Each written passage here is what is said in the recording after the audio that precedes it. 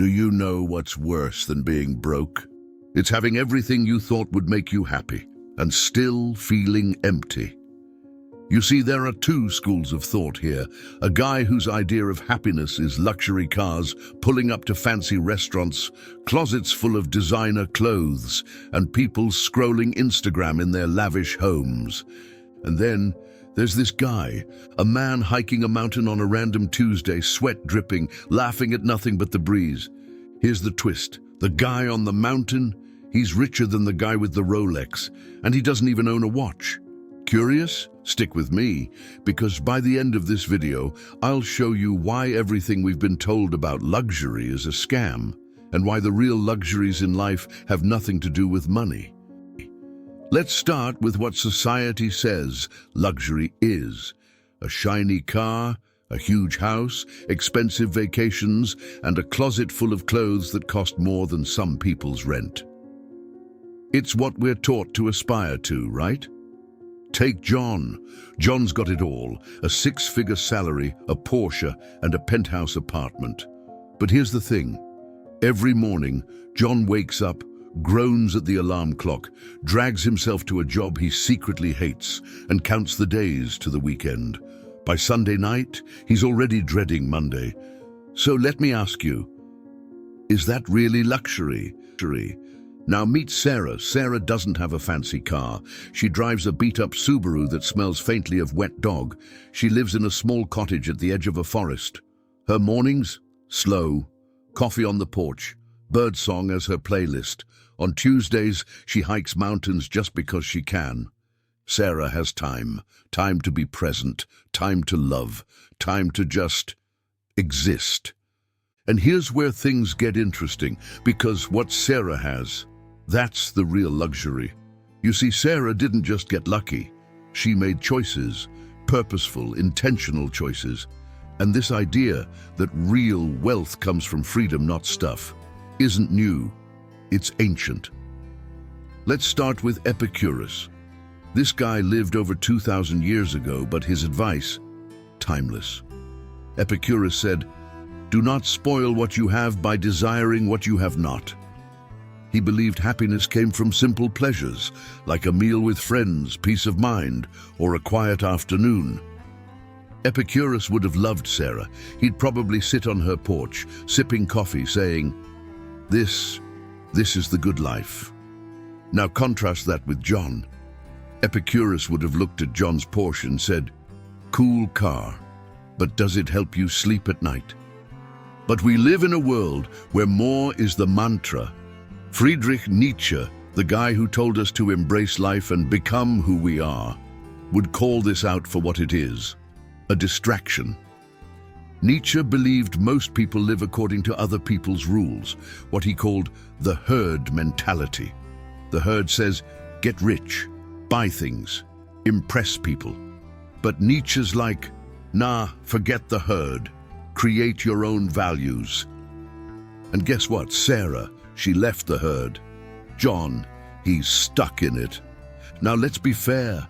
Some people might say, hold on, what's wrong with nice things? I worked hard for my Rolex. Why can't I enjoy it?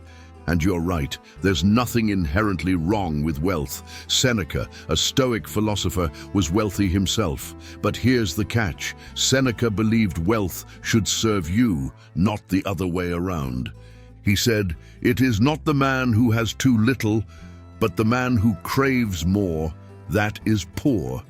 So if your fancy car is a tool to get you where you need to go, great. But if it's a way to fill a void, that's when Seneca would give you some serious side-eye. Let me tell you about Emma. Emma was climbing the corporate ladder, making 6 figures, living in a high-rise. But every day, she felt like she was suffocating.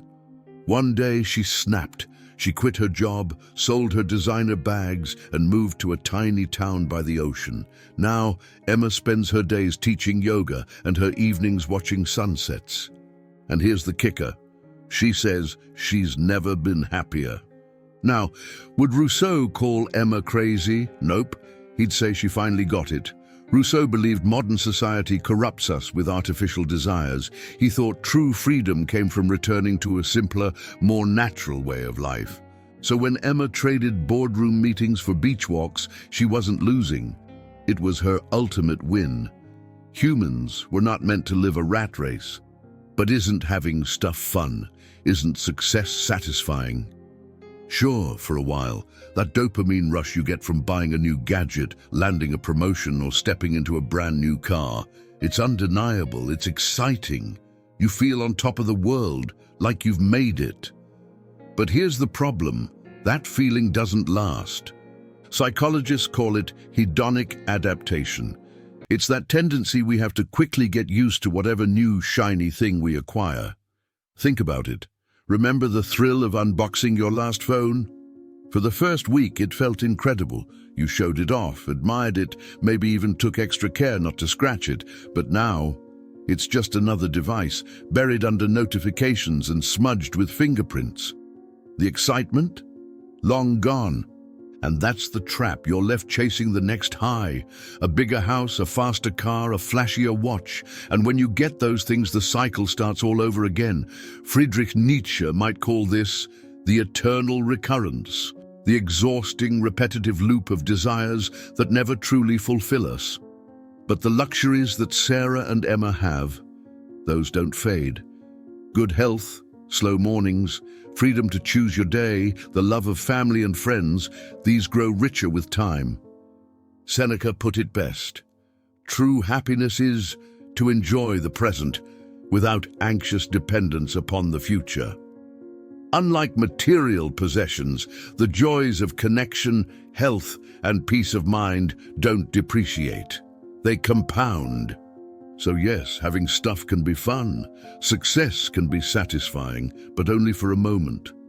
The real luxuries in life, they're timeless. They don't just make you happy for a day, they make your life meaningful forever. At the end of the day, it's not about rejecting wealth or success. It's about redefining luxury. Luxury isn't the Mercedes, it's the mountain hike. It's not the Rolex, it's the slow mornings. It's not the big house, it's the people who fill it with love. Pause, let the words sink in. And if you're still not convinced, here's one last thought from Seneca. Begin at once to live, and count each separate day as a separate life. So what's your version of luxury? What's your mountain hike on a random Tuesday? Let me know in the comments below, and if this video made you think or even laugh, hit that like button, subscribe, and share it with someone who needs to hear this. Because real luxury isn't found in a store. It's found in the way you choose to live your life. Cheers, have a good one.